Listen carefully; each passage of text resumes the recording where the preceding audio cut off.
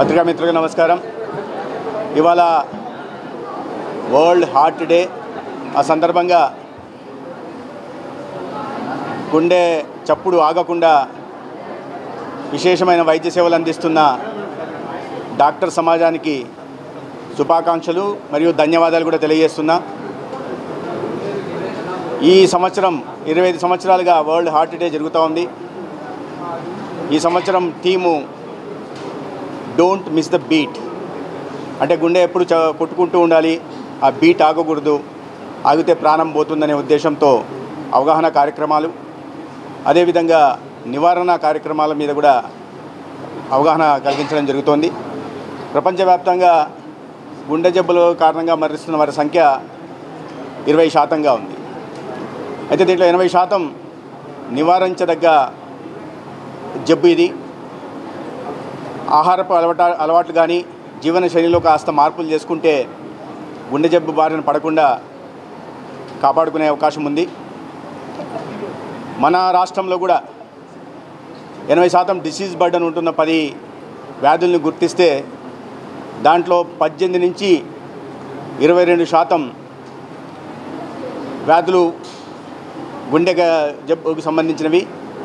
మరణాలు కూడా దీని కారణంగానే జరుగుతూ ఉన్నాయి. దానికని విస్తృతంగా ఇవాళ గుండె జబ్బు మీద అవగాహన కలిగించడం కానీ లేదా ప్రజలను ఆదుకోవడం కోసం క్యాత్ ల్యాబ్లను పటిష్టపరచడం కానీ చేస్తున్నాం. ఇవాళ కొత్తగా ఒంగోలులో కానీ కడపలో కానీ క్యాత్ ల్యాబ్లు ప్రారంభించడం జరిగింది. అదేవిధంగా గత 15 నెలలుగా 1,42,000 మందిని ఇవాళ ఎన్టీఆర్ వైద్య సేవ కింద గుండె జబ్బులు సంబంధించిన వ్యాధులకు చికిత్స అందించడం జరిగింది. దానికోసం దాదాపు 1,004 కోట్లు ఈ 15 నెలల్లోనే ఖర్చు చేయడం జరిగింది. మరీ ముఖ్యంగా కేంద్ర ప్రభుత్వ సహకారంతో ఈ గోల్డెన్ అవర్లో ప్రాణాలు పోకుండా ఉండడం కోసం 175 సిఎస్సిల్లో కానీ 54 ఏరియా హాస్పిటల్లో కానీ 9 డిస్టిక్ హాస్పిటల్లో ఈ టెనెక్టేప్లేజ్ అనే ఒక ఇంజెక్షన్ని 45,000 రూపాయలు విలువ చేసే ఈ ఇంజెక్షన్ని ఉచితంగా అందించడం జరుగుతోంది. ఎవరైనా గుండె నొప్పితో వస్తే థ్రంబోలిస్ చేసి వారికి ఇంజెక్షన్ ఇవ్వడం ద్వారా ఆ గోల్డెన్ అవర్లో ప్రాణం పోకుండా కాపాడడానికి అవకాశం ఉంది. ఈ స్టెమీ ప్రోగ్రామ్ అంటారు దీన్ని, సెగ్మెంట్ ఎలివేటెడ్ మయోకార్డియల్ ఇన్ఫ్రాక్షన్. ఈ కార్యక్రమం ద్వారా రాష్ట్రంలో గత 15 నెలలుగా ప్రారంభించిన నాటి నుండి 3,450 ప్రాణాలు ఇవాళ గుండె జబ్బు కారణంగా గోల్డెన్ అవర్లో పోకుండా కాపాడుకున్నాం.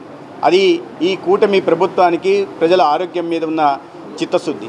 అదేవిధంగా ఈ దీని మీద ఖర్చు పెడుతున్నవి కూడా దాదాపు 7 కోట్లు. ఆ ఇంజక్షన్లకు నేను చెప్పాను 45,000 రూపాయలు ఖర్చు అవుతుంది. దాని మీద 7 కోట్ల దాకా ఖర్చు పెట్టడం జరిగింది. ఇవి కాక ఈ రకంగా కాపాడుతున్నాం. గత సంవత్సరం క్రితం అనంతపూర్ సూపర్ స్పెషాలిటీ హాస్పిటల్లో ఇంట్రావాస్కులర్ అల్ట్రాసౌండ్ అనే ఎక్విప్మెంట్ని ఈ కియా వాళ్ళు గత సంవత్సరం క్రితం ఇస్తే ఈ ఎక్విప్మెంట్ అధునాతన ఎక్విప్మెంట్ ఇవ్వడం జరిగింది. దాని ద్వారా ఒక 100 ఈ ఐవస్ అల్ట్రావాస్కులర్ అల్ట్రాసౌండ్ గైడెడ్ యాంజియోప్లాస్టీలు కానీ లేదా 500 యాంజియోప్లాస్టీని, అదేవిధంగా ఒక 1300 యాంజియోగ్రామ్లని చేయడం జరిగింది. దీనికి నేను ప్రధానంగా హాస్పిటల్ సిబ్బందికి మరీ ప్రధానంగా డాక్టర్ సుభాష్కి, డాక్టర్ గణేష్ అసోసియేట్ అసిస్టెంట్ ప్రొఫెసర్లని అభినందిస్తున్నాను. ఏ ప్రభుత్వ ఆసుపత్రుల్లో కూడా, ఏ జీహెచ్లో కూడా చివరికి అతి ప్రతిష్టాత్మకమైన ఎయిమ్స్లో కానీ ఇటువంటి అధునాతనమైన పరికరాలు లేవు, ఇటువంటి అధునాతనమైన సర్జరీలు ఇంత పెద్ద స్థాయిలో చేయలేదు. అటువంటిది అనంతపూర్ సూపర్ స్పెషాలిటీ ఆసుపత్రుల్లో ఈ సర్జరీలు జరుగుతున్నాయి.